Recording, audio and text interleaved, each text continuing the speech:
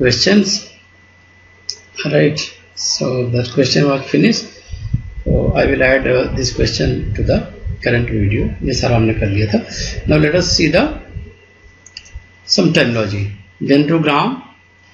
Dendrogram means this is a tree. जिसे हम बनाते हैं. This is a tree. It may be phylogenetic. It may not be phylogenetic.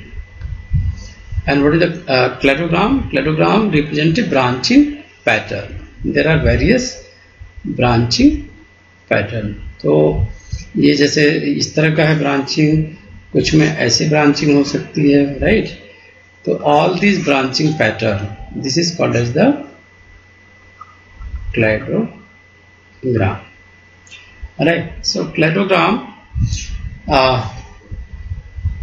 these are not equivalent to molecular evolution, molecular phylogeny. These are not molecular evolution. They are just representing a short overview of character, similar character. What they are depicting you, similar character. If there is a change, then only there is a different branches. Otherwise, if they have the same, they lies on the same branch, right? So branch length do not represent time, a relative amount of character change, and its internal nodes do not represent any ancestor. So example के रूप में हम क्या दे सकते हैं? For example, Lepidoptera, right? So you can make a phylogenetic tree, and its branch length are also sometimes proportional to zoological time scale. So I will tell you in detail later on what is the cladogram. Currently we are watching the terminology. What is the phylogram? Phylogram is also phylogenetic tree, and its branches length are exactly proportional to the amount of character. That's why the word is phylogram. They are related to character. They are related to character. And a chronogram, if they represent, and that phylogenetic tree represent timeline, then this is called as a chronogram.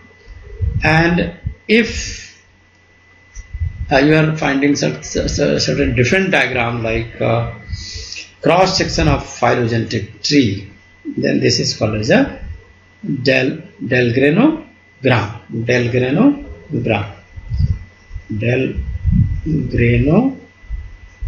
मेरे साथ note बनाते चलो, इसीलिए मैं लिख रहा हूँ कि you should find out sufficient time.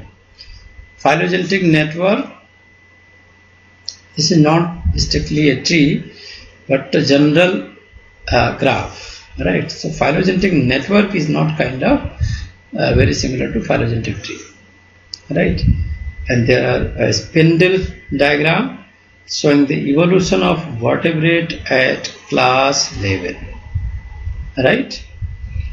Showing the evolution of vertebrate at class level, and sometimes you can include families also, right? The spindle diagram are related to the evolutionary taxonomy. Sometimes spindle diagram is also called as a bubble diagram, right? And called as a Romerogram, bubble diagram, spindle diagram. All these are the synonyms, right? Synonyms. Okay, ये इतना clear हो गया? अभी और भी term है, मैं थोड़ा क्लियर कर दूं, then I will come.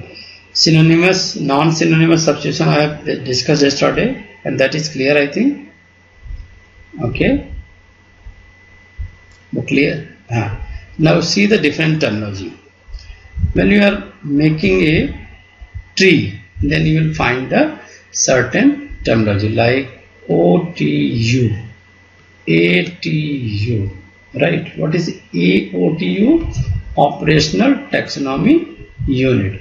What is the ATU? That is taxonomic unit. Taxonomic unit. Okay, taxonomic unit. What is taxonomic unit? तो अगर आप देखोगे तो what is the root? This is the root, this is the node, right? क्या है? Node, and these are the internode. क्या है ये? Internode. These roots are sometimes called as ATU, taxonomical unit. Taxonomical unit. And OTU is very rarely used or sometimes used only to depict the tree, such a tree that is deriving from the morphological data.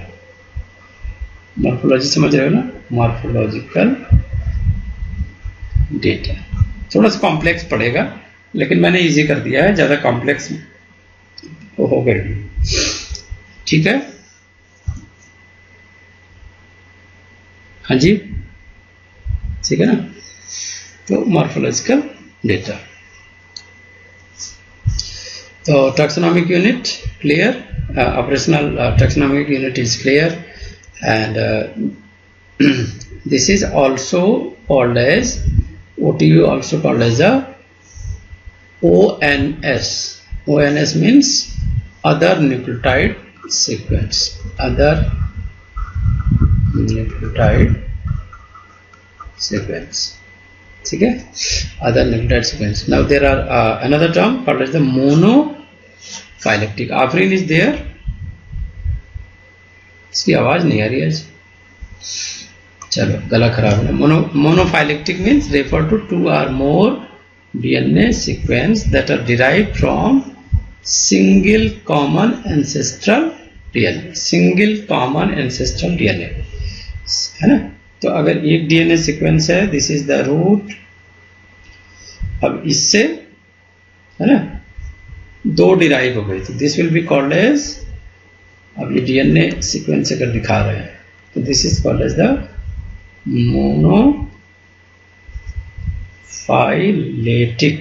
monophyletic, right? And if there is a more than one monophyletic, जैसे ऐसे जुड़ गया हो, यहाँ भी ऐसे है, यहाँ भी ऐसे है, तो all these groups together will be called as clade. क्या बोलेंगे? Clade. A group of monophyletic, a group of monophyletic sequence is called as clade.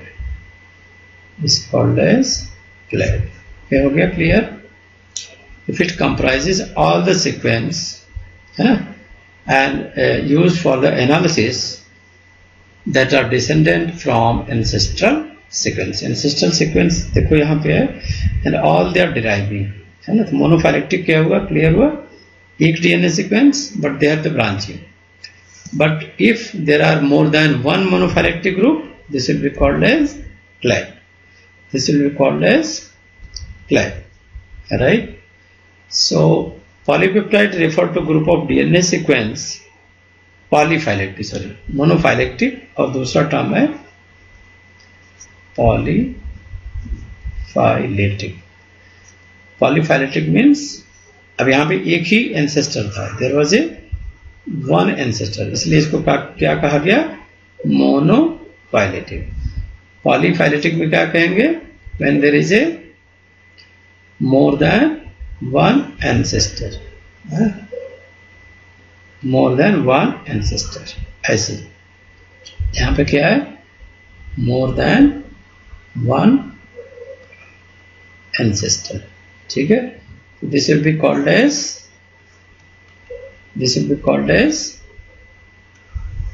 बोलो polyphyletic. समझ में आ गया? Got the idea? हाँ,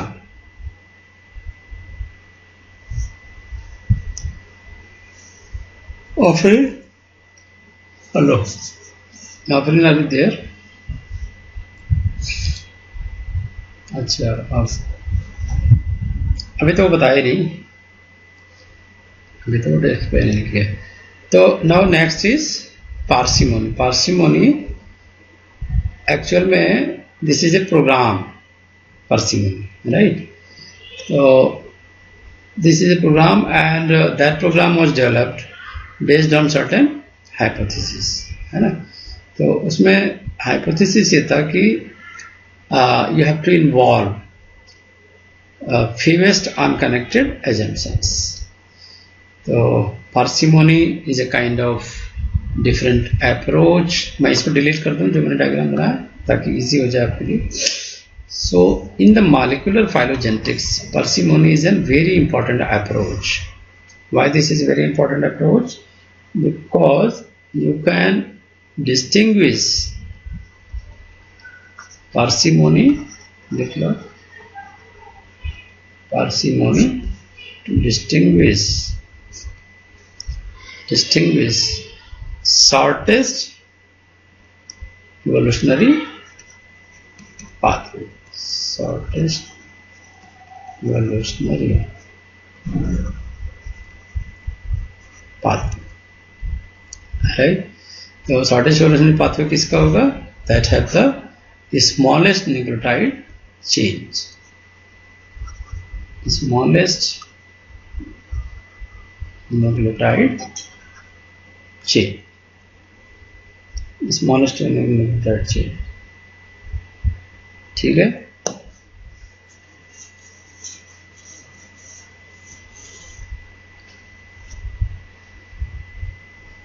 ठीक है बच्चा.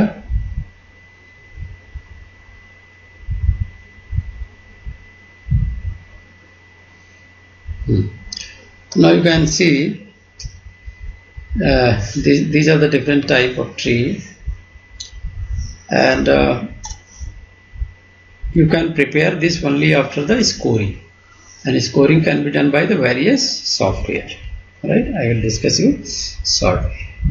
Now understand what is this line. These are the lines, but what is the meaning?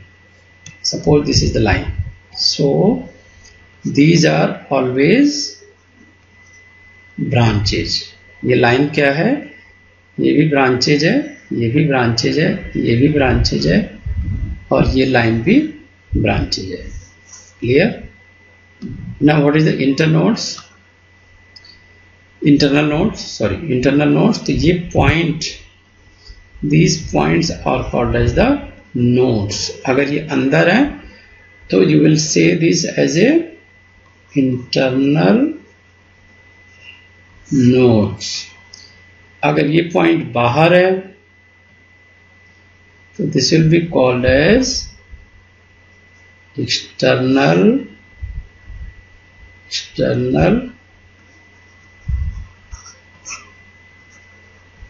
nodes. ठीक है. तो this is a simplest phylogenetic tree, है ना, that estimate the relationship among taxa or sequences and their hypothetical common ancestor, right. तो अभी इसकी meaning हम detail में बताएंगे, so that अगर क्वेश्चन आता है तो क्वेश्चन इसी पे आएगा कि they want to know that do you understand the meaning of this tree, these internal nodes, can you identify the ancestor, can you identify the long evolutionary term, can you identify the short evolutionary term, right, and how these are created, which software is used. But अगर advance level पे जाओगे तो they will talk about the programming. ठीक, they will talk about the programming.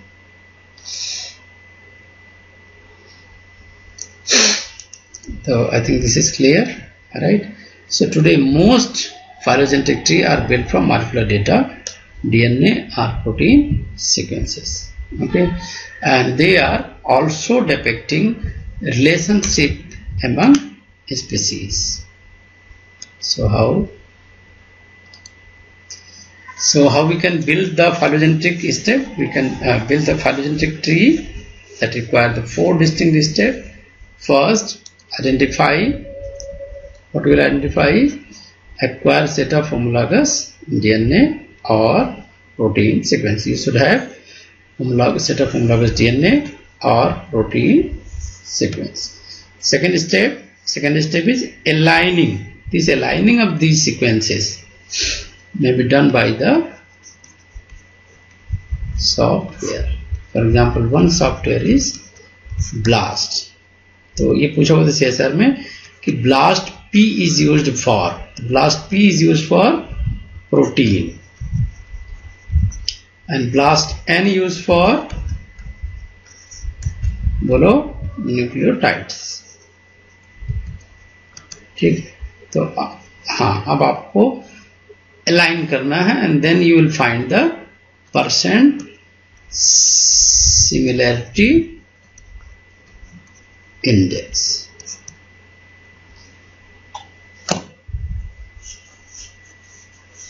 नहीं, BLAST से ही आ जाता है और कुछ नहीं यूज करते. ब्लास्ट में आपको सीक्वेंस डालना है, आपको डेटाबेस सेलेक्ट करना है कि आप किससे मैच करना चाहते हो, और जिसे मैच करना चाहते हो फिर इसके बाद ऑटोमेटिकली वो सारा आ जाता है. Third step, estimate A tree from align sequences. आप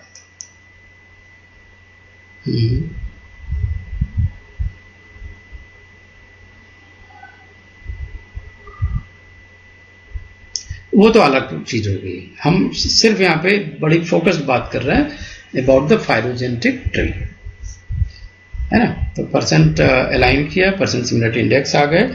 अब उसके हिसाब से now you will calculate applying the formula exact distance between the species and then you can form a tree from the align sequences that present that tree in such a way used to clearly convey the relevant message. I think this is clear. So various data type can be used to build phylogenetic tree. How much data you can use? Earlier this data was used, morphological data, for example number of spines in the fins of various species, fish species, size or shape of a bony projection in the femur. Behavioral data also included, like pitch or duration of frog or bird calls. Molecular data is now more frequently used. तो CSR ने पूछा था इस पे question कि how the LDH isoenzyme pattern, है ना, can be used for the making the tree, है ना. LDH isoenzyme में there is a variation in the Km. For example, muscle Km always high. ठीक है, Km मतलब substrate concentration, and heart Km is very low. ठीक है, तो now in the different species this affinity variation you can see. Also there are 5 isozymes. You are saying the term isoenzyme, no? What do you mean by isoenzyme? Isoenzyme means this is tetramer. So this may be H4 and this may be H3M, है ना. This may be H2M2, this may be H1 HM3, and next may be M4. So how many isozymes are there? 1, 2, 3, 4 and 5. H2M2, HM3 and M4. हाँ, clear है ना. तो ये CSR में कुछ भी बोल सकता है. देखो, I am not pitching on that point कि ये आएगा, this is important. I am not saying anything important. I am what I am conveying, understand the process. Whatever they will ask, it will be easy to solve. You will solve like a master student, है ना. So now let us understand more about the tree lowest point. Suppose this is the tree diagram, right? This is the tree diagram. Now what is this point? This point is called as root. जैसे plant में होता है, plant में क्या कहते हो इसको? Root. Root means common ancestor. Common, अच्छे से समझ में आ रहा है ना? Common ancestor to all living being. जहां पे यहाँ पे जितना भी शो कर रहा है लिविंग बीइंग, वो सबका कॉमन एंसेस्टर है. हिंदी में क्या कहते हैं? सबका बाप है. शहंशाह का डायलॉग था, हम तो रिश्ते में तुम्हारे बाप लगते हैं. ठीक है ना? तो this is the common ancestor tree. Now tree branches out into 3 main group. अगर बैक्टीरिया की बात करोगे तो bacteria is always left. Bacteria कहां पर रिप्रेजेंट करते हैं? लेफ्ट में. मिडिल में आर्किया. ठीक है, इनको आई बोलते हैं. आर्किया को J2 P, JP है ना. एंड यूकैरियोट्स को हमेशा राइट में. आप समझ गए? अभी तक ब्रांचेस तुमने बहुत देखी होगी, बट लेफ्ट राइट वाला चक्कर समझ में नहीं आया होगा, है ना. राइट. ठीक है, तो always eukaryote is written to the right place. Left में बैक्टीरिया, मिडिल में आर्किया. ठीक है, मिडिल में archaea. So this was a, बताओ ये फाइलो मॉलिक्यूलर, इसको क्या बोलोगे? This was a molecular phylogenetic if, है ना. If it is based on the DNA sequences. ठीक है, या protein sequences. The expression phylogenetic tree are called as phylogram, cladogram and dendrogram. क्या क्या बोलेंगे? फिलोग्राम. अभी एक एक वर्ड की मीनिंग तुम्हें समझ में आएगी. अभी what is phylogram? Anyone is asking about what is phylogram, तुरंत समझ में आएगा. क्लेडोग्राम, क्लेडोग्राम भी समझ में आएगा, है ना. मोनोफाइलेक्टिक, प्रोफाइलेक्टिक, है ना. अब तक हमने क्या क्या सीखा? मोनोफाइलेक्टिक, फाइलेटिक, पॉलीफाइलेटिक,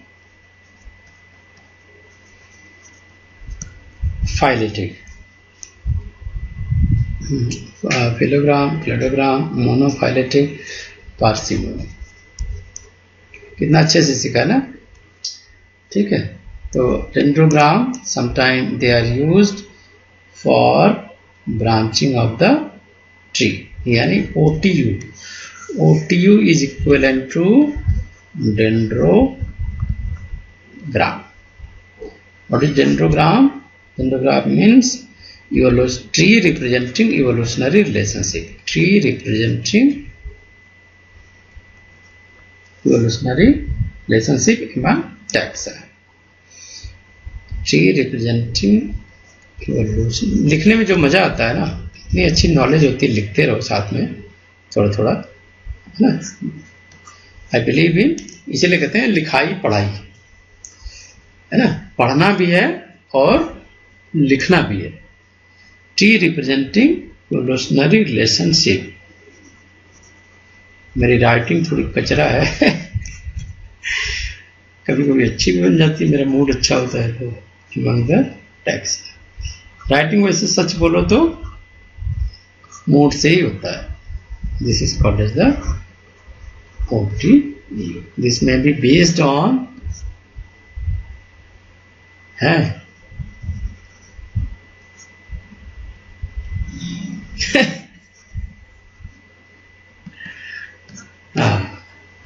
नहीं, हमें तो स्टूडेंट के बीच में आज 20 इयर्स हो गए रहते हुए, काफ़ी दिन से पढ़ा रहा हूँ. बहुत ही वाइड कन्फ्यूज़न क्रिएट कर रखा था, तो मैंने सोचा कि लेट अस सिंप्लीफाई एवरीथिंग। मैं इसी कॉन्सेप्ट पे काम कर रहा हूँ, क्योंकि मैंने जितनी बुक देखी it's very hard to read, very hard to understand. Even you are reading from the morning 5 o'clock to evening 8 or 9, है ना। कई किताबें तो बहुत ही टफ होती हैं, इट्स वेरी वेरी हार्ड। इतना ब्रेन एनर्जी खर्चा कर दो फिर भी मिलता कुछ नहीं। तो आई एम प्रैक्टिसिंग, और डिफरेंट यूनिवर्सिटी में जा जाके तो मेरा बहुत कन्फ्यूजन हुआ, बिकॉज एवरी यूनिवर्सिटी फोर्सिंग कि आप ये करो वो करो, है ना। तो कॉन्सेप्ट पे कोई बात नहीं करता था कि कॉन्सेप्ट पढ़ाओ बच्चों को, ये कोई बात ही नहीं करता था। जल्दी से सिलेबस खत्म कर दो, जल्दी, मतलब फास्ट फूड। तो मैं फेडअप हो गया था, तो मैंने कहा कि these are the 3 methods which you can use for scoring, क्योंकि स्कोरिंग जरूरी है कैलकुलेट करना, by the maximum, parsimony, distance और मैक्सिमम लाइक्लीहुड। तीनों में से एक कोई ले लो and they will help you in finding the evolutionary tree, right. तो ज़्यादातर कौन से यूज करते हैं, either you can use maximum likelihood or maximum parsimony, ठीक है।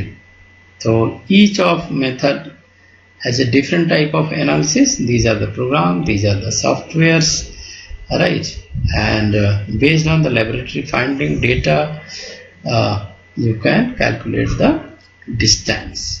So program based on distance methods are commonly used in molecular biology laboratory. अब सबको बता दे रहा हूँ कहाँ कहाँ पे यूज होता है, because they are straightforward and can be used with large number of sequences. Maximum likelihood methods are more challenging and require a greater understanding of evolutionary model on which they are based. Maximum likelihood methods are more challenging and require a greater understanding of evolutionary model. तो इसलिए ये ज़्यादा favourite नहीं है, because they are involved so many computational step, number of step increases, है ना। जैसे sequence बढ़ेगा तो स्टेप बढ़ेगा, and maximum likelihood program are very limited to a smaller number of sequence. तो ये भी ज़्यादा नई ऑपरेशन में है, यूज में है, because they need super computer to analyse greater number of sequences. तो which one is the best? Best one is distance method. तो यहाँ पे कंक्लूजन में लिख लो,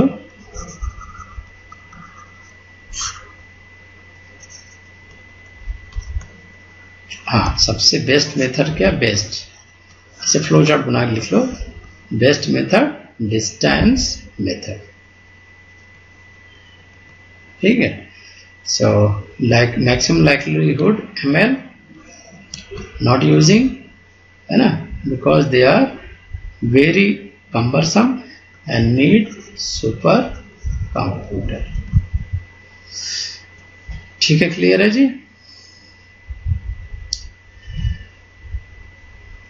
मैक्सिमम पार्सिमनी भी कॉमन है, ठीक है, उसकी बात कर रहा था मैं, वो भी कॉमन है। तो ये समझते हैं in what is the rooted phylogenetic tree. Rooted phylogenetic tree में already I have discussed, now I will discuss कि what is the meaning of nodes. Root का मतलब हमने समझा दिया। Root means in the rooted phylogenetic, हाँ, common ancestor, ऐसे बना के नोट्स में लिखो, कॉमन एंसेस्टर। इतना अच्छे से तो पढ़ाता हूं, बच्चों ने ज्वाइन ही नहीं किया। चलो, कोई दिक्कत नहीं।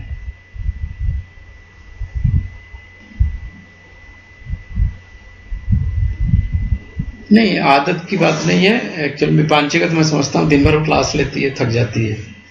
आफरीन का ज्वाइन ही किया, लेकिन आज बोल ही नहीं रही है। एंड एक रह गई राजलक्ष्मी, है ना, सुपर्णा सुमंता बीमार रहती है, कभी आती है कभी नहीं आती है। तो चलो,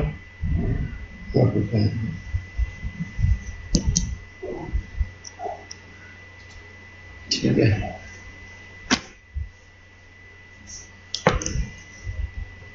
Node, what is each node with descendant represent the most recent common ancestor. है ना, most recent common ancestor and age length may represent time. Node को बॉक्स में बना लो, एज लेंथ बॉक्स में बना लो, दिस रिप्रेजेंट टाइम एस्टिमेट,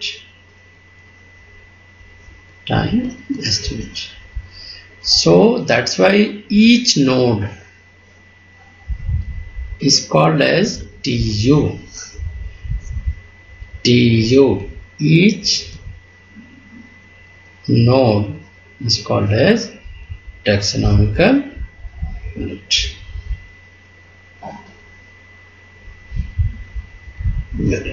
ठीक है ना. Internal nodes are generally called as hypothetical unit. Internal node, hypothetical, taxonomical unit.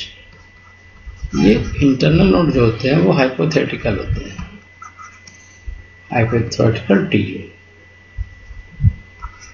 ठीक है, क्लियर है बच्चा?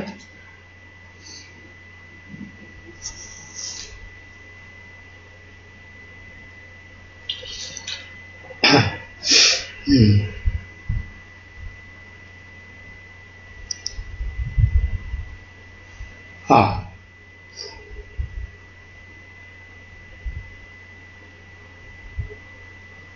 नहीं, जैसे मान लो अब तुमने 1000 स्पीसीज लिया and you are comparing globin gene. ठीक है, अब ग्लोबिन जीन को आपने किया तो कुछ में तो आपको डायरेक्ट मिल जाएगा, है ना. तो डायरेक्ट मिल जाएगा तो आप उसका इजीली बना सकते हो कि ये क्लियर है भाई. ठीक है, कुछ का एम्बिगुअस डेटा होता है, मतलब कुछ पता नहीं चल रहा है, इट्स नॉट क्लियर. ठीक है, तो क्लियर नहीं है तो फिर that is categorise under the internal nodes. हाँ, ठीक है. तो now understand what is homoplasy. कल इसकी बात हो रही थी, होमोप्लासी की क्वेश्चन भी था ना, homoplasy. What is homoplasy, right. तो homoplasy depicting convergent evolution, convergent evolution. ठीक है, एंड कन्वर्जेंट इवोल्यूशन और homoplasy means when same character state. वैसे मैं जो ऑनलाइन पढ़ाता हूं, मैं तो मतलब कोशिश करता हूं कि आपको ये फील ही ना आए कि ऑनलाइन पढ़ रहे हैं, एक्सेप्ट कि आपका जो डिस्प्ले यूनिट है वो कितना बड़ा है. मैं तो बाकायदा लिखता हूँ, डायग्राम बनाता हूँ, एनालिसिस करता हूँ, काफ़ी स्टे करता हूँ कि आपकी मेमोरी में वो चीज़ जब तक चली न जाए. अभी इकोलॉजी देखो हम लोग कितने दिन से पढ़ रहे हैं, एंड आपकी इजीनेस के लिए मैंने एक पूरा इकोलॉजी का यूनिट 10 का पूरा इकट्ठे नोट बना दिया है, पूरे यूनिट 10 का, कि आप बस पेज टर्न आउट करते जाओ. हाँ, अभी आज फाइनल हो जाएगा, आज या कल में, तो दिखा भी देता हूँ. इट्स वेरी इंटरेस्टिंग कि आप वन शॉट में देखो, जिसमें मैं काम ही कर रहा था अभी, अब क्लास स्टार्ट करने के पहले. This consist of 106 page, but बहुत स्पीड से आप पढ़ सकते हो, इतना क्लियर है क्योंकि मैंने लार्ज फॉन्ट यूज़ किए हैं एंड स्पेसिंग काफ़ी करी है ताकि आपको विजिबल हो. बोल्डिंग कर रहे हैं जो जो इम्पोर्टेंट है ना. जैसे ये सिलेबस हो गया, ये सिलेबस हमने डाले. टेरेस्ट्रियल बायोम है ना, आइसलैंड अभी डालना है, आइसलैंड होगा. बायोजियोग्राफिकल जोन डाल दिया है, कम्युनिटी स्ट्रक्चर एट्रीब्यूट डाल दिया, level of species diversity measurement, edges and ecotones ये डाल दिया. Primary production, decomposition, structure, function of सब इंडियन इकोसिस्टम ये सारा डाल दिया. बायोजियोग्राफी पूरा डाल दिया, है ना.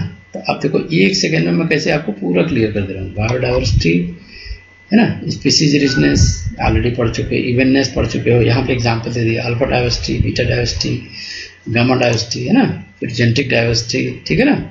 अब फटाफट आपने स्पीसीज डाइवर्सिटी ये करके, stable community, ecological diversity, endemism, keystone species, है ना, इकट्ठे मिल गए। आपको स्लाइड बार बार नहीं पलटना है कोई भी। बात समझ रहे हो what I am saying? Flagship species, कुछ भी पूछे, बायोडाइवर्सिटी ऑफ इंडिया, है ना, बायोम ऑफ इंडिया, सब एक जगह नोट बना दिए। बायोजियोग्राफिकल जोन कितने हैं, ठीक है। देखो wild life diversity of India, अब सारा सिलेबस से मैच करोगे। ईस्टर्न हिमालय ये सारा चल रहा है, peninsular India, Indian deserts, tropical rain forest. हम लोग 41 पेज पे आ गए हम लोग फटाक से। Biodiversity hot spot in India, एकदम इजी में बनाया कि आपको बार बार स्लाइड में नहीं गड़बड़ हो।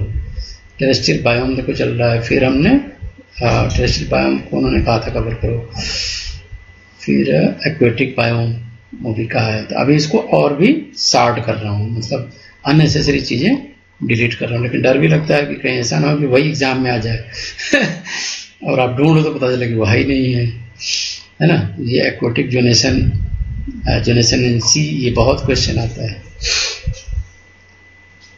नहीं सिलेबस तो है लेकिन इतना ज्यादा ब्रॉड है कि मतलब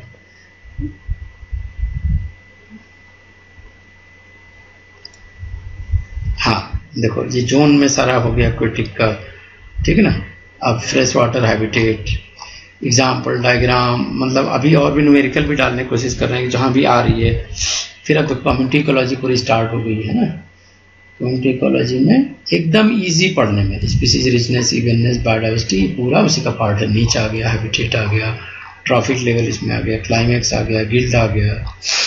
तो अब जब आप मतलब 1 घंटे का टाइम है तो आप ऐसे पलट सकते हो फटाफट, या प्रिंट आउट ले लो फटाफट पन्ना पलट के, एंड यू कैन।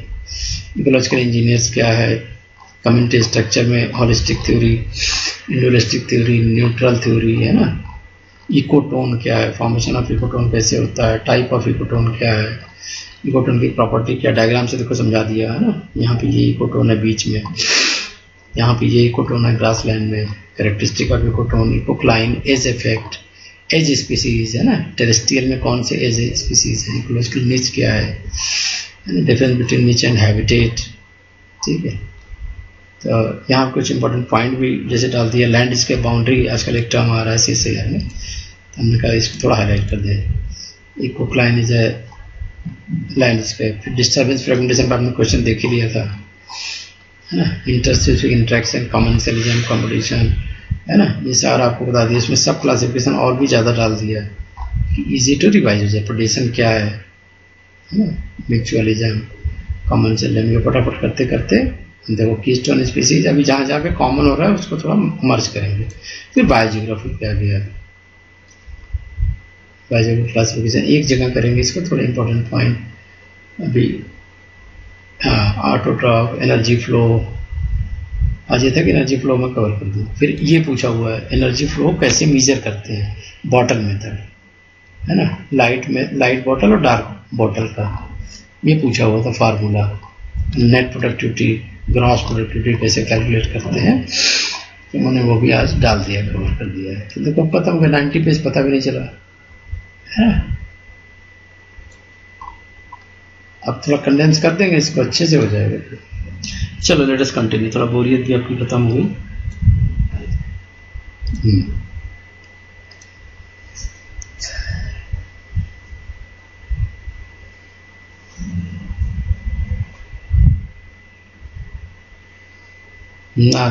बुक ऐसी लिखी नहीं, तो homoplasy, convergent evolution, and what is the example, bird and bat, presence of wing in both bird and bats, ठीक है ना।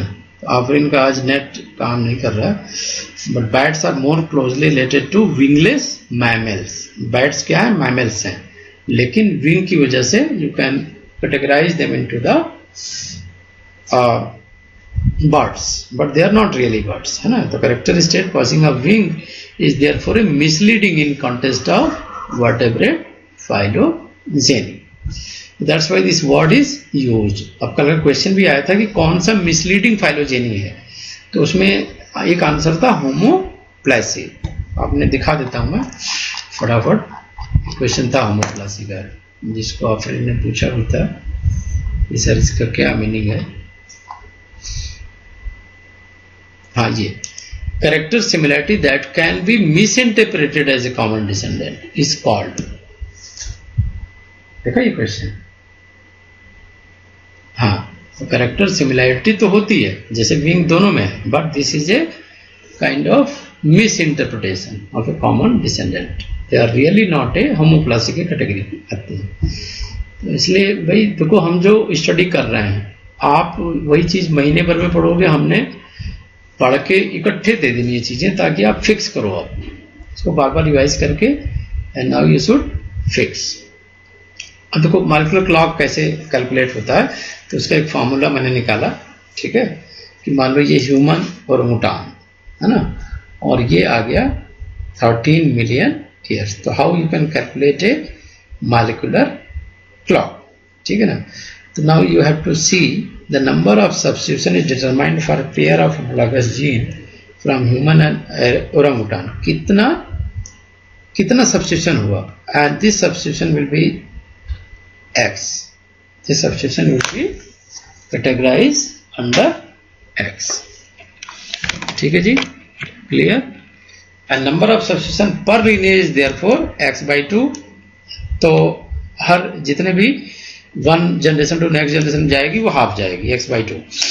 तो नंबर ऑफ पर मिलियन ईयर्स, जितना मिलियन ईयर्स होगा उसमें X/2 इंटू 13 कर देना है, तो आपको आ जाएगा सीधा सीधा कैलकुलेटिंग मॉलिक्यूलर क्लॉक।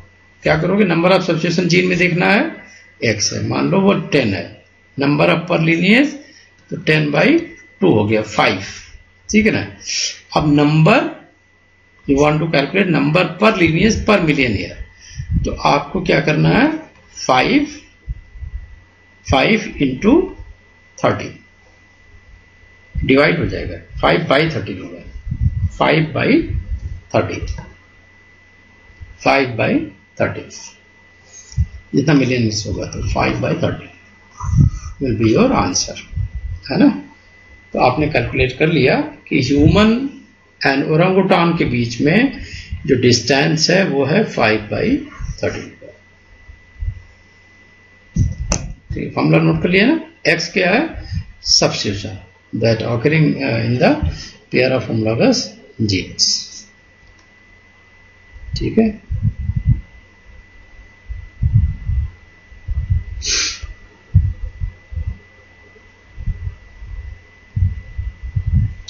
देखा मैंने कितना पढ़ दिया, पता भी नहीं चला। आगे देखो, अब प्लेसोमॉर्फिक में there are 2 term, hypomorphic and plesiomorphic, right. तो अगर मान लो कोई कैरेक्टर लिया आपने, राइट, एंड जैसे मान लो एक कैरेक्टर लिया हमने 5 टोज इन वर्टेब्रेट, राइट। तो 5 टोज तो ह्यूमन में भी होते हैं, है ना, और 5 टोज लिजार्ड वगैरह में भी हो सकते हैं, ठीक है ना। तो that is confusion, that is creating confusion. तो that is categorise under the plesiomorphic, क्योंकि क्लियर डिस्टिंक्शन नहीं हो रहा है, राइट। सो कह रहे हैं कि N ancestor character state is one possessed by remote common ancestor of a group of organism, an example being 5 toes in vertebrate। 5 toes ले लो, ओरंगटान में है कि चिंपैंजी में है, सारा में है, तो वो एक कैरेक्टर ले लिया, that can be categorize under the plesiomorphic. Wing of bird and bat, wing ले लिया, तो ये कंफ्यूजन तो है, बट ये प्लेसियोमॉर्फिक कहलाएगा। एमॉर्फिक means character state is one that evolved from the ancestor state in more recent common ancestor, and so is seen in only a subset of species in the group being studied, है ना। evolved from ancestor state in more recent common ancestor, and so is seen only subset of species in, मतलब ये recent वाला show करेगा, जो भी आप ancestor का रिलेशन शो कर रहे हो recent वे में, that is characterized under the apomorphic। तो अब अगर आप सिंगल टो की बात करते हो सपोज, तो सिंगल टो में कहाँ कहाँ हो सकते हैं। Single toe as displayed by modern horses is a derived character state, right? तो ह्यूमन में अगर आप देखो तो 5 toes का कैरेक्टरिस्टिक लिजार्ड से मिलता है ना? और तो इस तरीके से बड़ा मिसलीडिंग है plesiomorphic. Now you can see wing, no wing, wing. ठीक है, आपने ऐसे ट्री बना दिया, एक ट्री आपने टोज के आधार पे बना दिया कि भाई इनके पास 5 टोज था तो लिजार्ड हो गए, 5 टोज ह्यूमन के पास भी था और एक टो हॉर्स के पास भी है. तो this is a kind of misleading. Now which technique is going to give the more phylogenetic information? Obviously the answer is DNA. Why? Because you can deduce synonymous versus non-synonymous substitution, right? हाँ, synonymous and non-synonymous substitution. कल इसको discuss किया था, right? Okay, so if amino acid sequence differ at only one position, if amino acid sequence differ at only one position, then you can see this is a dot, dot, dot, dot. ये single है ना, single nucleotide पे, single amino acid sequence पे differ करते हैं, right? Synonymous हमने कहा ही था कल, है ना, कि there is no significant change in the amino acid. अगर अमीनो एसिड सीक्वेंस चेंज हुआ तो देखें एक सीक्वेंस के चेंज होने से क्या अमीनो एसिड सीक्वेंस चेंज हुआ? Alanine remains alanine, isoleucine remain isoleucine. लेकिन यहाँ पे देखो, यहाँ पे जब चेंज हुआ leucine become फिनाइलिन, leucine become फिनाइलिन, aspartate become aspartate, arginine become arginine. ठीक है जी. तो एक यहाँ पे चेंज हुआ तो दिस इज कॉल्ड एज, नहीं वो तो डेफिनेशन में डाल रहे हो ना कि कौन सा सिनोनिमस हुआ कौन सा नॉन सिनोनिमस हुआ. तो सिनोनिमस मतलब no change in amino acid despite of change in one position of, there is change in one position of nucleotide. Live class से देखो दो चीजें होती है, एक तो यूट्यूब वाले जो करते हैं कि लाइव यूट्यूब पे आ रहे हैं, वो तो 5-10 मिनट 15 मिनट उनको बस पढ़ाना उड़ाना होता है, नहीं ड्रामे करके चले गए, ठीक है ना. एक होता है कि हम बिल्कुल कुछ भी नहीं सोच रहे हैं, अभी हम सिर्फ आपके बारे में सोच रहे हैं, वेरी फोकस्ड. अब वो किसी को पसंद आएगा किसी को नहीं पसंद आएगा, क्योंकि उसमें बहुत सारे ड्रामे हमने नहीं डाले हैं म्यूजिक नहीं डाली है, बहुत सारे एनिमेशन नहीं डाले, हमने टू द पॉइंट बात करी है. तो this is change in one position of nucleotide, this is called as the synonymous. तो no change in amino acid despite of one position change of nucleotide. ठीक है. और वही अगर चेंज होता है, if change occurs then it's categorized under a non-synonymous. तो इसको फिर दोनों का रेशियो निकालते हैं NS/AS. अगर ये रेशियो लेस देन 1 है, लेस देन 1 है, तब क्या है ये? Neutral neutral evolution. ठीक है. ग्रेटर देन 1 है तो पॉजिटिव. ठीक है. तो यहां पे क्या है? सिनोनिमस 0, 1. ये ऑलमोस्ट लेस देन 1 ही हो गया. ठीक है. तो दैट इज न्यूट्रल इवोल्यूशन. तो वो तो न्यूट्रल इवोल्यूशन पे फिर ले इक्वल होगा. हाँ सही से, ठीक, करेक्ट. मैं चेक कर रहा था, आप बोलते नहीं गए 1/1 होगा देन इट्स अ न्यूट्रल. 0/1 है तो इट्स नेगेटिव, लेस देन 1 है तो इट्स अ नेगेटिव. तो नेगेटिव मतलब डिस्टेंस कुछ तो बन गया ना. पॉजिटिव होगा तब भी डिस्टेंस बनेगा, नेगेटिव होगा तब भी डिस्टेंस बनेगा. तो ना you can I want to convey कि you can create more phylogenetic information by the DNA sequence rather than using the proteins. is none. As well, DNA sequence, there are various DNA marker you can use for creating this phylogenetic tree, or FLP, SSLP and SMPs. What is the key feature of DNA based phylogenetic tree? This tree have a very good comparative data, right? Very good comparative data.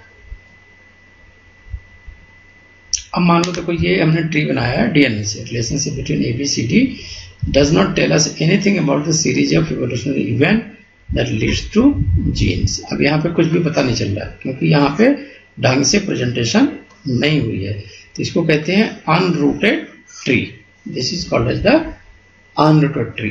एक correct जो phylogenetic tree होगा that will be the rooted tree, that will have the branches, that will have the root, that have the internal nodes, that will have the external nodes.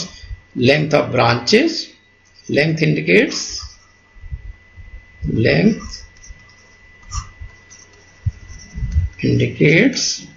difference between gene, difference between genes, right? Length indicates degree of difference between genes. ठीक है, degree of difference between genes, and this is converted into the nodes. And degree of difference is calculated when the sequence are compared. Degree of difference मतलब sequence compare.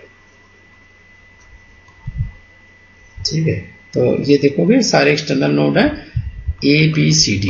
तो ये पूछ सकता है CSIR में question कि ABCD what they are depicting? All they are depicting the presence of external nodes. ठीक है, इंटरनल नोड्स अगर हैं तो कितने हैं? 2. इंटरनल नोड्स कितने हैं? 2. तो एक्सटर्नल नोड्स क्या प्रेजेंट कर रहा है?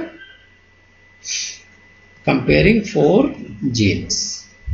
इंटरनल नोड क्या प्रेजेंट कर रहा है? About ancestral gene. नोट कर लो.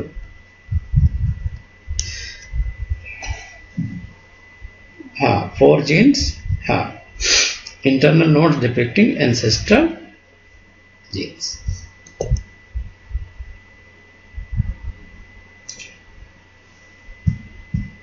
देखो, जो सीरियसली पढ़ेगा एक एक चीज को तो कोई शक्ति उसको रोक नहीं सकती, है ना. CSR क्वालिफाई करने से ये मैटर नहीं करता फर्स्ट अटेम्प्ट सेकंड अटेम्प्ट, है ना. जब आप ज्यादा पढ़ते हो ना और एनालाइज करके पढ़ते हो तो then you have greater chances of qualifying the CSR, क्योंकि आपको निगेटिव मार्किंग अवॉइड करना पता हो जाता है. किस में रिस्क ले सकते हो, किस में रिस्क नहीं ले सकते. तो external node depicting 4 genes, internal node depicting ancestral genes. ठीक है जी, दिस इज क्लियर.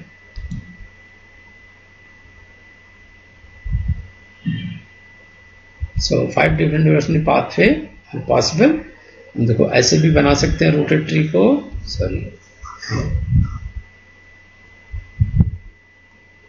मैं तो घबरा ही गया था, क्या सॉफ्टवेयर हैंग कर गया. देखो, दिस इज रूटेड ट्री 1, है ना. एक तो ऐसे हो गया, दूसरा ऐसे हो गया, तीसरा ऐसे हो गया, है ना. 5 तरह से हमने दिखा दिए, 4, 5. तो 5 different evolutionary pathway are possible, each depicted by different rooted tree and should have. तो इनको कैसे कॉमन पाथवे में लाएंगे? इसमें पहला रूल है कि they should have 1 out group. अगर आउट ग्रुप आपने पहचान लिया, this is easy to form exact tree. जैसे फॉर एग्जांपल देयर आर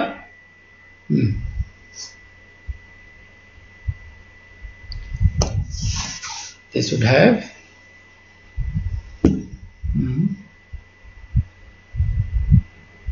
नहीं, ये तो पॉसिबिलिटी है कि there is a 5 may be 5 kind of tree you can draw for the same ABCD. सब में देखो ABCD ही लिखा हुआ है. ठीक है ना. हम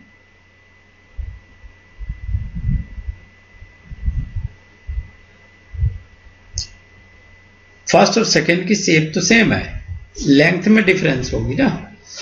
आप ऐसे ड्रा कर सकते हो, ये पॉसिबिलिटीज की बात कर रहे हैं, ये पॉसिबिलिटी की बात कर रहे हैं कि ऐसे आप ड्रा कर सकते हो। अभी कुछ भी हम नहीं बता रहे हैं इसमें।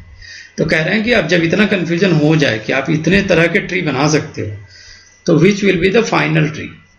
फाइनल ट्री क्या होगा, उसकी कंडीशन क्या होगी, उसके रूल क्या होंगे। तो पहला रूल ये है, rule 1, they must have an out group, must have one, at least one out group तो होना चाहिए भाई, तभी तो एक ट्री बनेगी। ट्री का जो बेस होता है इसी को कहते हैं आउट ग्रुप।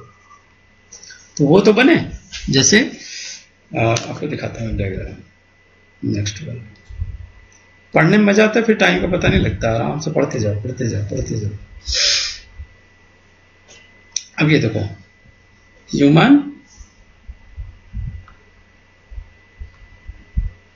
मल्टीमीडिया का जमाना इतना कंफ्यूजिंग है ना कि अट्रैक्शन बच्चे फंस जाते हैं दूसरी जगह, और फिर उनका सीएसआर निकलता नहीं। ऐसे एक बच्चे का केस था, बहुत ही जीनियस था, अनअकैडमी में फंस गया। फीस भी उसने खूब अच्छी खासी 40,000 रुपये उसने फीस दिया, मैं तो सिर्फ 12,999 ही मांग रहा था, उसने नहीं दिया मेरे को, फंस गया।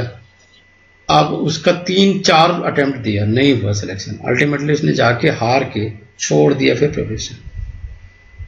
तो if you are selecting the wrong teacher, इसका बहुत बड़ा फर्क पड़ने वाला है आपकी लाइफ में। तो ऑलवेज बी वेरी यूजफुल। अब ये देखो, ये पूरा बना हुआ है 4 होमोलॉगस जीन,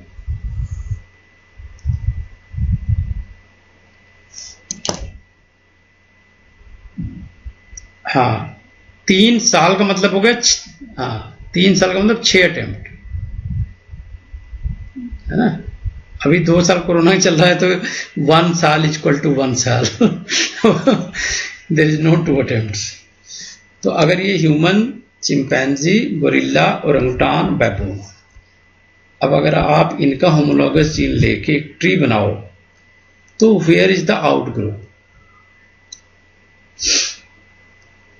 ठीक है ना। तो सबसे बड़ा जो ये लेंथ है बैबून का, ये है आउट ग्रुप, जो 2 डायरेक्शन में जा रही है। एक इधर जा रही है लेफ्ट, और हमने कहा था राइट में हमेशा क्या रहेगी, वर्टेब्रेट्स, ठीक है ना। तो ये हो गया बबून का, ये जो लेंथ हो गया, that is the outgroup, है ना। And now it's easy to create the branching, क्योंकि इससे दूर ओरंगुटान है ना, ठीक है। फिर गोरिल्ला, इवोल्यूशन दिखा रहा है कि बैबून से ओरंगुटान, ओरंगुटान से गोरिल्ला, गोरिल्ला से चिंपैंजी, फिर चिंपैंजी से ह्यूमन बन गया, है ना। तो now human, chimpanzee, gorilla and orangutan before the time of common ancestor of the 4 species. तो बबून, इनके पहले बबून था, बबून से फिर ओरंगुटान, ओरंगुटान से गोरिल्ला। तो ये क्लियर हो गया, तो आउट ग्रुप आपने पहचान लिया। तो first rule is always identify the outgroup, then only start making tree. अब जैसे एक आपने क्वेश्चन पूछा था कि इसे लैब में कौन से यूज करते हैं या मोस्ट कॉमन कौन सा है, that is a simple distance matrix. हाँ हाँ, तो ये मल्टीपल अलाइनमेंट हमने किया, मल्टीपल अलाइनमेंट के बाद we are getting the distance matrix R is 4, 1 2 3 4, right. तो हमारे लिए ट्री बनाना यहाँ पे आसान हो गया, because matrix shows evolutionary distance. लिख लो इसको, मैट्रिक्स मतलब क्या हुआ। अब देखो, मैं जो जिस लेवल पे आपको पढ़ाता हूं वो आपको कोई कॉमन टीचर नहीं पढ़ाएगा। मतलब जो अभी JRF जस्ट क्लियर किया है, कोई स्टूडेंट है, वो इतना डेप्थ में बेचारा कि जो पढ़ाया उसके टीचर ने वही पढ़ाएगा वो उससे ज्यादा वो पढ़ाएगा ही नहीं। तो अगर अभी CSIR ने सारा पैटर्न चेंज कर दिया 3 साल से क्वेश्चन पूछने का, बहुत टफ क्वेश्चन आ रहा है, तो वो जो पुराने टीचर ने पढ़ाया होगा अपने नोट से, जो 5 साल पहले बनाया, तो डिस्टेंस मैट्रिक्स हो गई CSIR निकलना ही नहीं है। तो distance matrix shows evolutionary distance between each pair of sequence in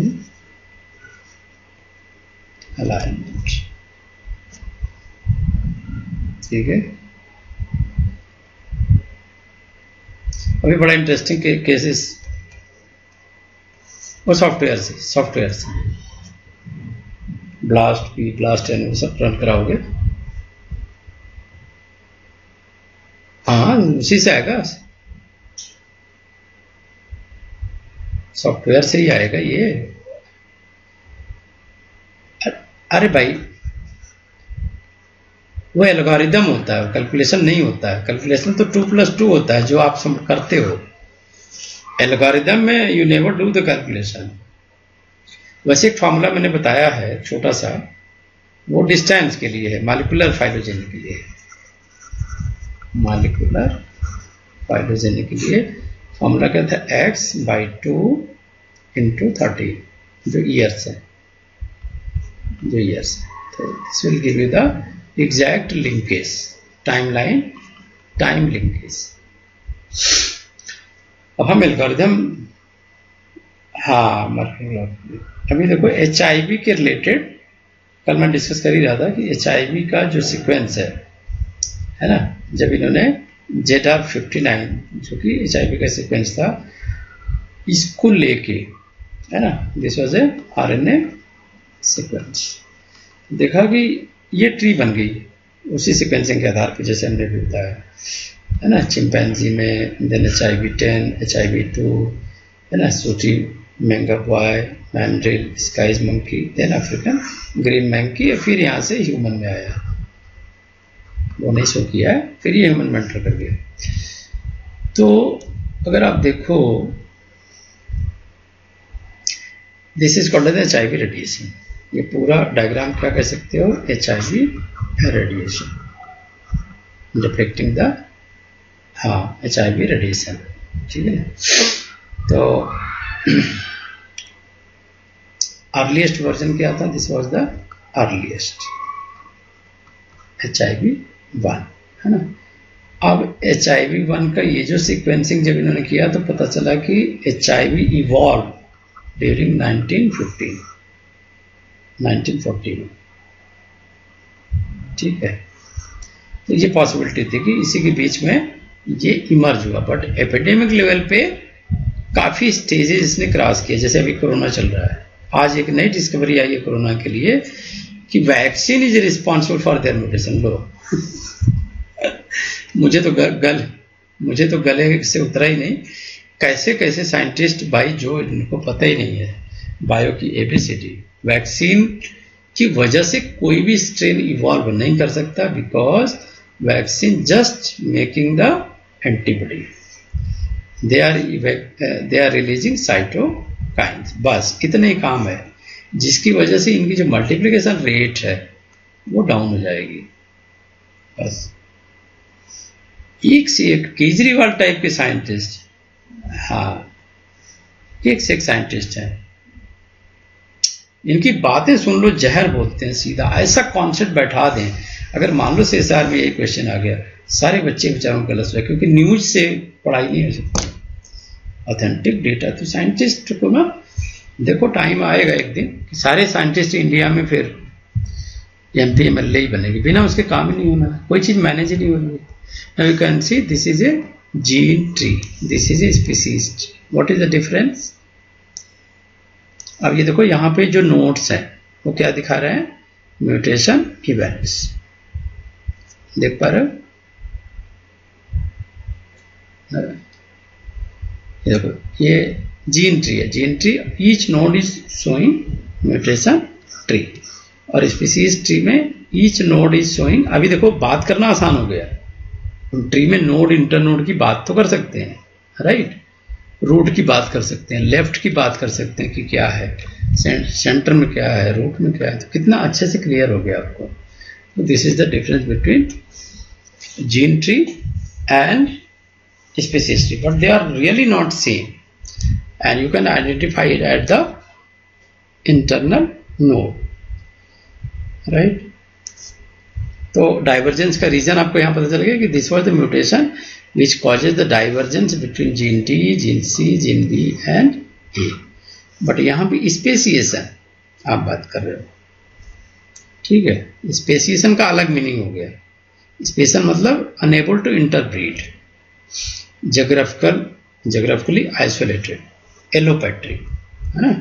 तो speciation related to either sympatric और कल मुझे बड़ा खराब लगा, मेरा क्लास ही नहीं चल पाया. अचानक से कंप्यूटर शट डाउन हुआ, फिर मैंने देखा कि वो तो बार बार कंप्यूटर बंद होने लगा. हमने कहा माय गॉड, फिर मैंने सारे सॉफ्टवेयर हटाए.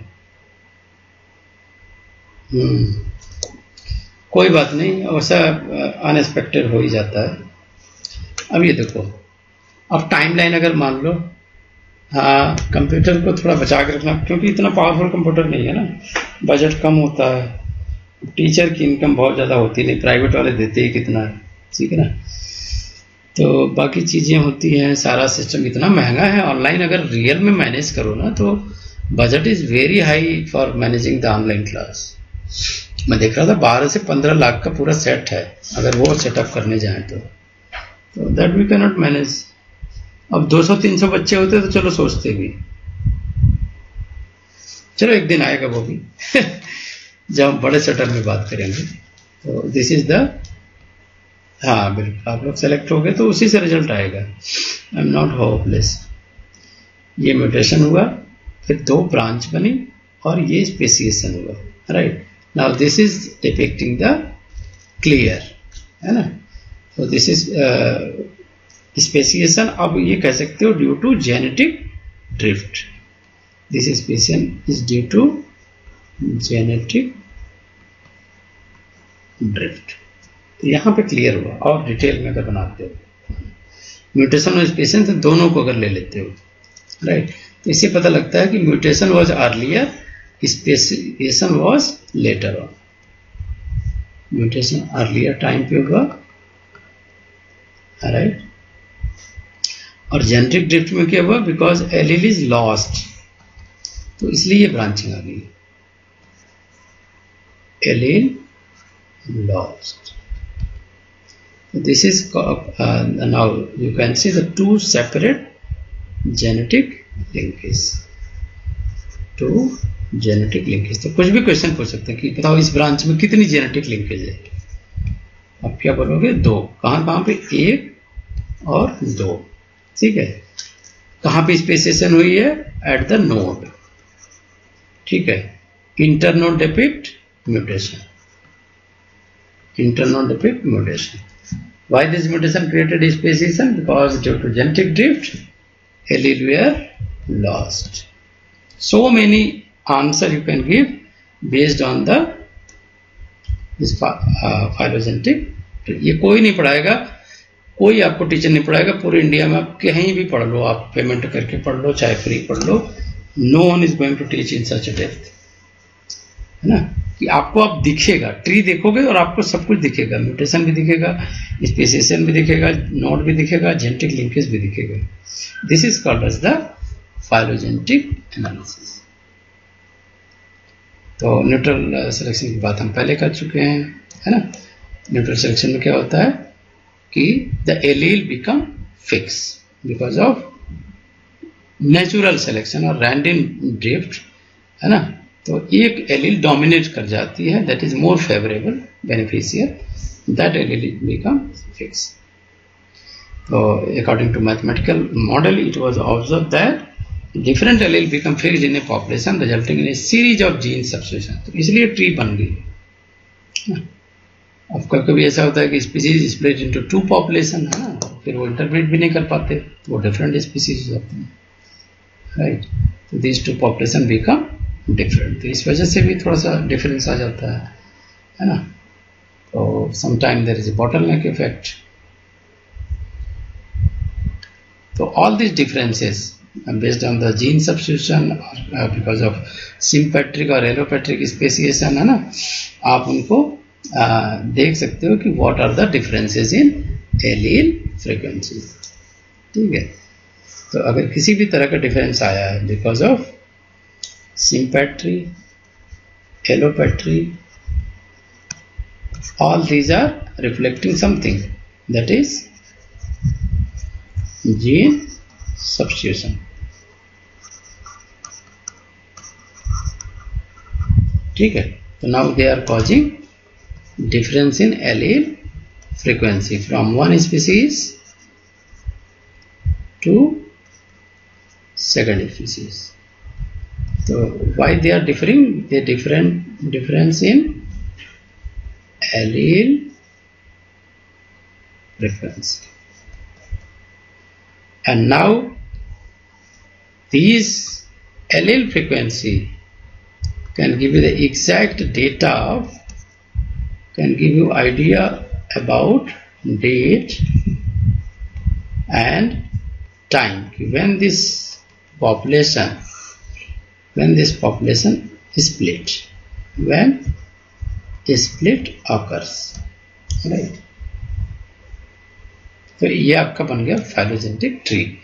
And about gene substitution इतना accurate है ना, they can give you the idea of sympatry, allopatry, है ना, इंटरब्रीड नहीं कर पाए, एलेल फ्रीक्वेंसी आई, किस तरह की फ्रीक्वेंसी आई, ज़्यादा आई, कम आई, है ना. तो आप कम से कम 10 जनरेशन तक का आइडिया लगा सकते हो उनके क्या पॉपुलेशन का कितना जेनेटिक डिस्टेंस रहा. अगर रिप्रोडक्टिवली वो इंटरब्रीड कर रहे हैं तो डिस्टेंस कम होगा, और नहीं कर रहे हैं तो डिस्टेंस ज़्यादा होगा. तो एक स्पीसीज दूसरे स्पीसीज से दूर होती जाएगी, यानी डिफरेंस बढ़ता जाएगा. And that difference you can calculate for the date and time, और in short you can prepare the phylogenetic tree. ठीक है. हाँ, तो ये ट्री कंस्ट्रक्शन का और डिटेल आ गया. Already you might be knowing speciation, this is mutation, mutation 1, mutation 2, है ना. अब ये ट्री को आप ऐसे दिखा रहे हो, ए बी सी, है ना. अब थोड़ा ऐसे भी दिखा सकते हो. ये जीन ट्री हो गई और ये हो गई स्पीसीज ट्री. स्पीसीज ट्री में सारे कलर एक जैसे हैं, लेकिन जीन ट्री में आपने देखा कुछ ब्लू है, कुछ ग्रीन है, कुछ रेड है. हाँ, that is called as the gene tree, aligning the DNA sequence, obtaining the comparative data, and then you can reconstruct the tree. ठीक है. And this is called as the molecular clock. Molecular clock now helping, how helping this tree construction? Because branching एक जैसे भी हो सकती है, different length की भी हो सकती है. तो ब्रांचिंग की जो लेंथ होती है that decided by molecular clock, decided by molecular clock decide branch length of A phylogenetic tree. Clear.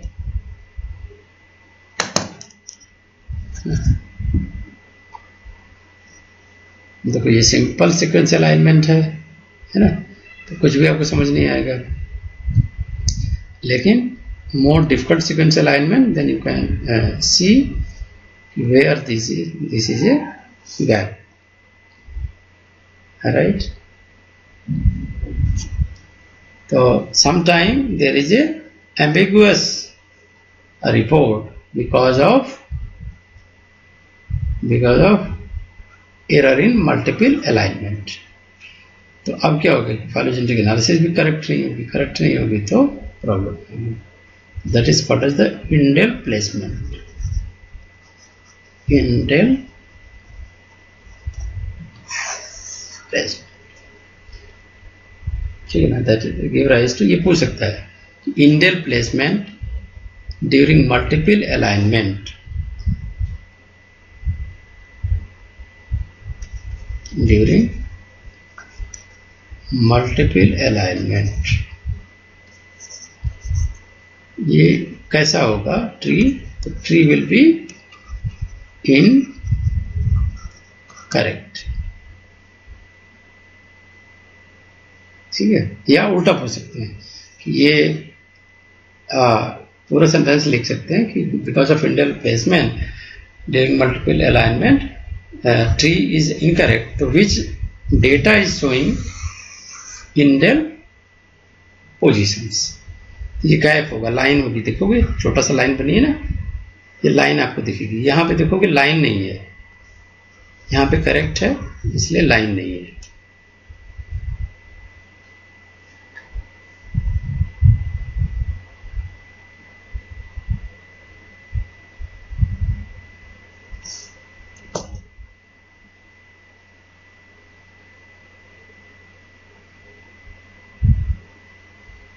लिख लिया, आगे चले।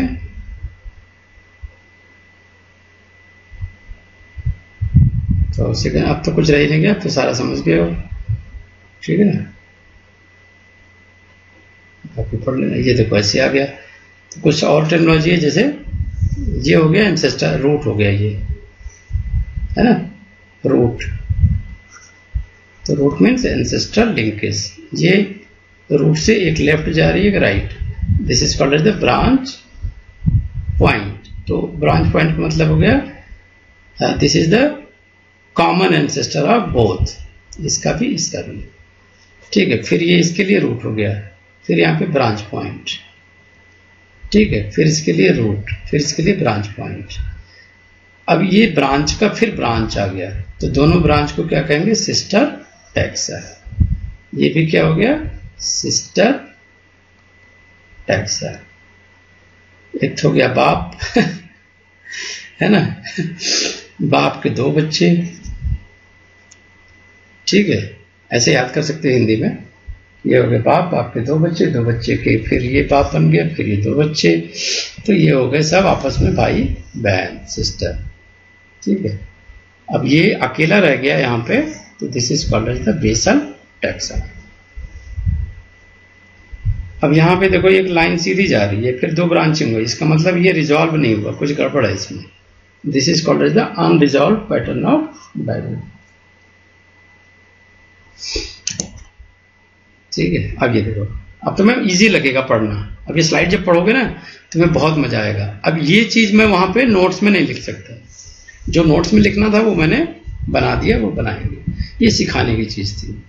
अब देखो मॉलिक्यूलर लेवल पे नाउ यू कैन सी कि human are more connected to this line, और यहाँ पे पूरा डिस्टेंस था, है ना। अब यहाँ पे देखो ये आउट ग्रुप है, बट दिस वॉज सेपरेटेड। बड़ा एम्बिगुअस डेटा आ रहा है ट्रेडिशनल में, ये ज्यादा करेक्ट है।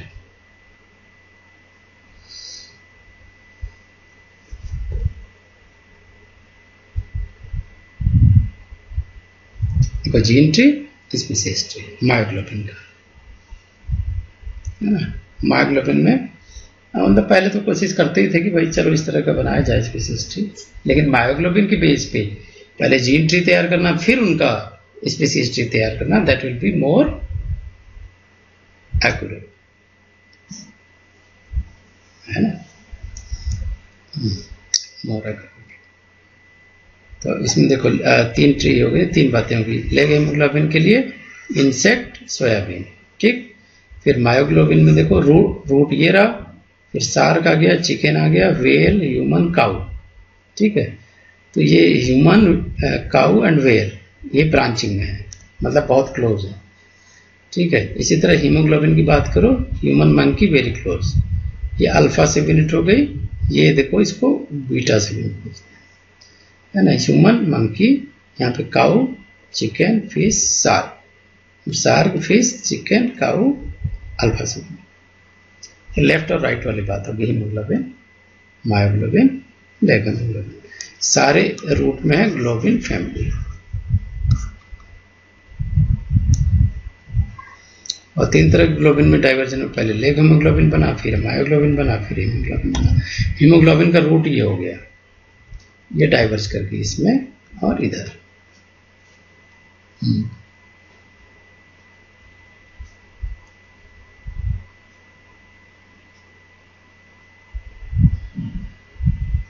अब जैसे कैलकुलेशन भी सिखा देता हूं। मान लो ये जीन है, ठीक है। तो अब इसमें देखो कि कितने न्यूक्लियोटाइड हैं, 1 2 3 4 5 6 न्यूक्लियोटाइड हैं, ठीक है। और 1 2 3 4 में नो चेंज है, नो चेंज इन 4 न्यूक्लियोटाइड, ठीक है।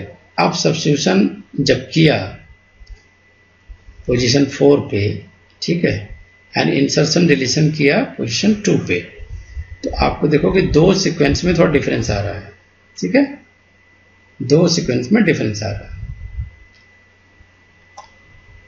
अब इसी तरह से आप कैलकुलेशन कर सकते हो to calculate the common ancestor. तो ये जीन से ही एनालाइज कर लोगी कि क्या सिचुएशन है। 6 न्यूक्लियोटाइड थे, 2 में सब्स्टिट्यूशन हुआ, 4 में नहीं हुआ, है ना, तो फिर कोई बात बनेगी। अब यहाँ पे जैसे 2 टेक्स्ट लिया आई और जे, इसको अलाइन किया तो नंबर ऑफ अलाइन पोजीशन 23 आ गया। इस तरह से सीक्वेंस अलाइनमेंट करते हैं, मैचिंग न्यूक्लियोटाइड करते हैं, है ना। मैचिंग न्यूक्लियोटाइड से पता चलेगा कि कॉमन एंसेस्टर कौन था। सब्स्टिट्यूशन, इंसर्शन, डिलीशन अगर आइडेंटिफाई कर लिया या गैप आपको मिल गया तो that indicates occurrence of indels. Gap मतलब indels because of insertion, because of deletion. ठीक है।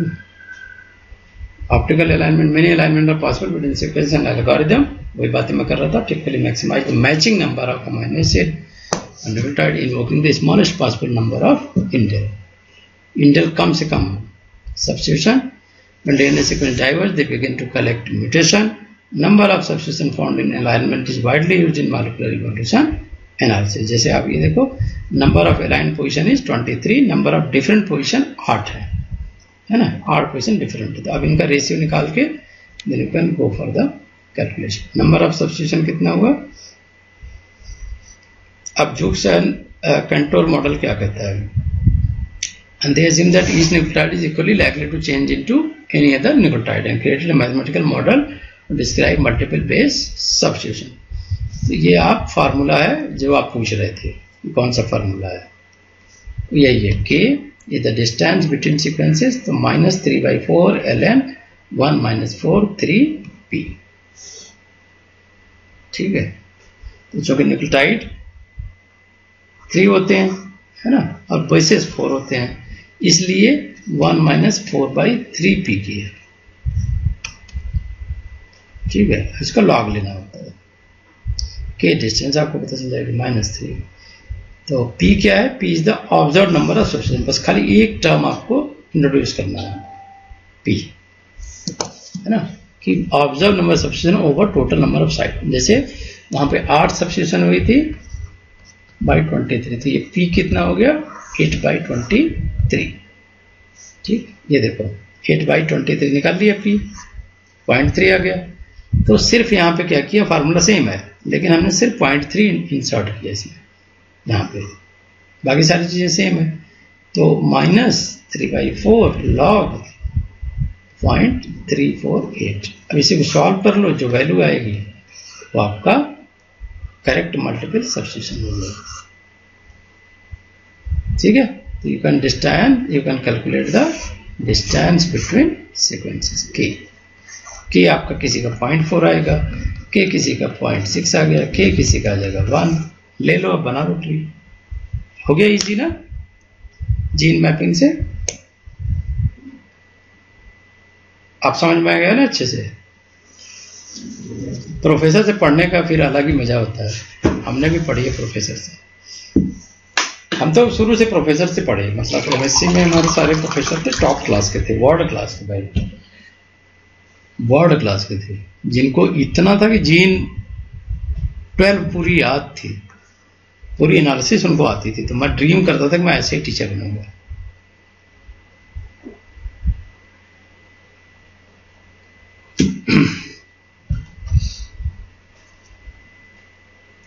हाँ, अब देखो if two sequences are 95% identical, तो P भी आप ले लो 0.05,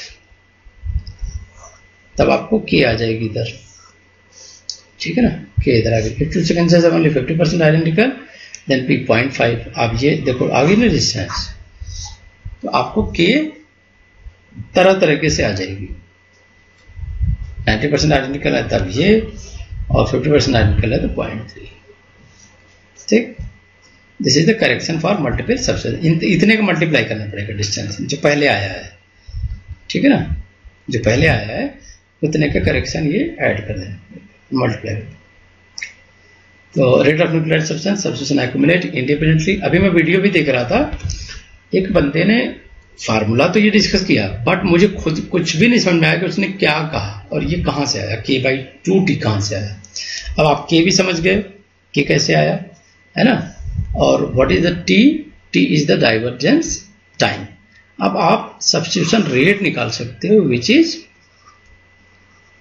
are, substitution rate that is R is equal to K by K आपने कैलकुलेट कर लिया पहले से, ठीक है ना। और एक जैसे 13 मिलियन ईयर्स मान लो पहले आपको पता चला, तो के मान लो आ गया 0.62 इंटू 13, तो रेट ऑफ सब्स्टिट्यूशन भी आप कैलकुलेट करें। अब ये सब्स्टिट्यूशन क्यों ले रहे हैं, because this accumulate independently and simultaneously in different sequences, तो ये भी कैलकुलेट कर लो, रेट भी आपको पता लग जाएगा, ठीक है। अब यहाँ पे देखो दिया हुआ, मान लो ऐसे क्वेश्चन भी CSR में आ सकता है कि 50 न्यूक्लियोटाइड्स हैं, first 50 nucleotides of human and shared A common ancestor 80 million years ago, ठीक है। तो ह्यूमन और सीप में now you can calculate P, 6 तो सब्स्टिट्यूटेड हुए, टोटल 50 था तो 0.12 आ गया, ठीक है। 0.12 का मल्टीप्लाई किया फार्मूला में तो आपको के मिल गया 0.138, ठीक है। और एस्टिमेटेड नंबर ऑफ सब्स्टिट्यूशन तो 50 न्यूक्लियोटाइड थे तो 50 इंटू 0.138 कर दिया तो 6.56 आ गया। अब जो ये आया, ठीक है ना, तो ये तो हो गया estimated number of total substitution in 50 nucleotide, एक न्यूक्लियोटाइड का निकाला, जब आपने यही निकाला एक न्यूक्लियोटाइड का निकाला, लेकिन 50 न्यूक्लियोटाइड का ये निकल गया, तो फिर आर कैसे कैलकुलेट करोगे, आपको के पता ही है कि ये वाला आ गया, टू टाइम है 80 मिलियन ईयर्स, 80 इंटू 10⁶, तो आपका ये आ गया आर, कितने रेट से उनमें सब्स्टिट्यूशन हुआ न्यूक्लियोटाइड में, 8.175 इंटू 10⁻⁻10 पर ईयर। अब क्या मैं इसको 10 मिनट में बता सकता हूँ, किसी को अगर समझाऊं तो आपको समझाने में मुझे एग्जैक्टली लगा है 2 घंटे हो गए करीब क्लास चलते हुए, ठीक है। तो ऑलरेडी मैंने ये डिस्कस कर लिया, तो आपके लिए आसान हो गया है ना। आर देखो ये आ गया, relative rate of evolutionary change in noise, कितना बढ़िया स्लाइड है ना। MSc का भी डिस्कशन हो गया, MSc का कल ही क्वेश्चन आया था, माइटोकॉन्ड्रियल DNA के हेल्प से ज्यादा एग्जैक्टली फाइलोजेनेटिक ट्री बनती है, नोट कर लो, right, because they have no introns mitochondrial DNA, तो इसलिए ज्यादा एक्यूरेट बनती है। And they also have the feature of circular double stranded DNA 15,000 base pair and including 2 RNA 22 tRNA, तो एवरेज सब्स्टिट्यूशन रेट, अब देखो कितना बढ़िया कैलकुलेशन आ गई है ना, एक मॉडल से, एक फार्मूले से, कितना आसान हो गया सब कुछ कैलकुलेट करना, ठीक है बच्चा। तो high rate of mutation mitochondrial DNA likely to be due to, बहुत सारे रीजन हो सकते हैं है ना, तो no proofreading, no repair, higher concentration of mutagens, less selective pressure, ये सारे रीजन हो सकते हैं, बट आपको फाइलोजेनेटिक ट्री तो पता लग जाएगा। इवन माइटोकॉन्ड्रियल DNA का रोल है मैटरनल ट्रांसमिशन में भी, ठीक है ना, तो that you can study mitochondrial DNA। ये क्वेश्चन पूछा वैसे SR में, माइटोकॉन्ड्रियल DNA लोगे न्यूक्लियर DNA, न्यूक्लियर DNA नहीं लेंगे, हम लेंगे माइटोकॉन्ड्रियल DNA। अब मॉलिक्यूलर क्लॉक तो आपको समझ में आ गई इजीली, ये देखो मॉलिक्यूलर क्लॉक है फॉर द अल्फा ग्लोबुल, ठीक है ना। अब रेट कहीं भी लिखा रहेगा तो आप समझ जाओगे ये कैलकुलेट कैसे हुआ है। अब ये ट्री बनाना कितना आसान हो गया, between histone, cytochrome, hemoglobin, ribonuclease, insulin, हमने अरेंज कर लिया, ऐसे अरेंज करके हम ट्री बना लेंगे, ठीक है जी।